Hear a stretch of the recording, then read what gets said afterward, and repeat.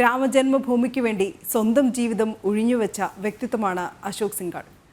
രാമക്ഷേത്രം ഉയരുമ്പോൾ അയോധ്യ നഗരത്തിലെങ്ങും ഹിന്ദു ഹൃദയ സാമ്രാട്ടിന്റെ ചിത്രങ്ങളാണ്. അയോധ്യയിൽ നിന്ന് ഗൗതം അനന്തനാരായൺ തയ്യാറാക്കിയ റിപ്പോർട്ടിലേക്ക്. രാമക്ഷേത്രത്തിൽ പ്രാണപ്രതിഷ്ഠയ്ക്ക് ദിവസങ്ങൾ മാത്രം ശേഷിക്കെ ഇപ്പോൾ അയോധ്യ നഗരത്തിലെങ്ങും നമുക്ക് കാണാൻ സാധിക്കുന്നത് വിശ്വ ഹിന്ദു പരിഷത്തിന്റെ മുതിർന്ന നേതാവായിരുന്ന അശോക് സിംഗാളിന്റെ ചിത്രങ്ങളാണ്.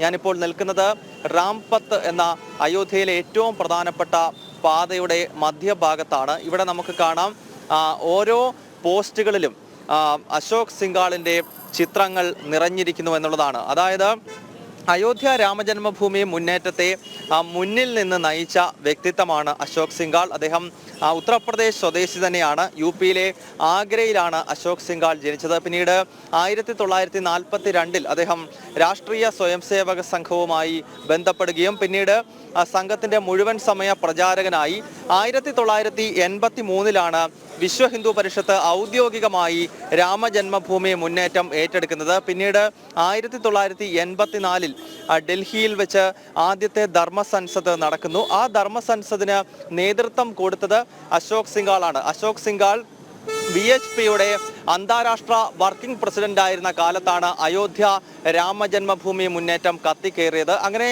ശ്രീരാമ ജന്മഭൂമിയിൽ രാമക്ഷേത്ര നിർമ്മാണത്തിനായി ഒരു ജീവിതം മുഴുവൻ ഒഴിഞ്ഞുവെച്ച വ്യക്തിത്വമാണ് അശോക് സിംഗാൾ. അദ്ദേഹത്തോടുള്ള ആദരവാണ് അയോധ്യ നിവാസികൾ ഇപ്പോൾ പ്രകടിപ്പിക്കുന്നത്. രാമക്ഷേത്രത്തിന്റെ പ്രതിഷ്ഠാ കർമ്മം നടക്കാൻ ദിവസങ്ങൾ മാത്രം ശേഷിക്കെ ഇപ്പോൾ നഗരത്തിലെങ്ങും അശോക് സിംഗാളിന്റെ ചിത്രങ്ങൾ നിറയുന്നു എന്നതാണ് ഏറെ ശ്രദ്ധേയമായ ഘടകം. നമുക്കറിയാം, ഭാരതീയർ അദ്ദേഹത്തെ വിശേഷിപ്പിക്കുന്നത് തന്നെ ഹിന്ദു ഹൃദയ സാമ്രാട്ട് എന്നുള്ളതാണ്. ഹിന്ദുത്വത്തിന് വേണ്ടിയാണ് അദ്ദേഹം ജീവിച്ചതും പ്രവർത്തിച്ചതുമെല്ലാം. അങ്ങനെയുള്ള വ്യക്തിത്വത്തെയാണ് ഇപ്പോൾ അയോധ്യ നഗരി ആദരിക്കുന്നത്.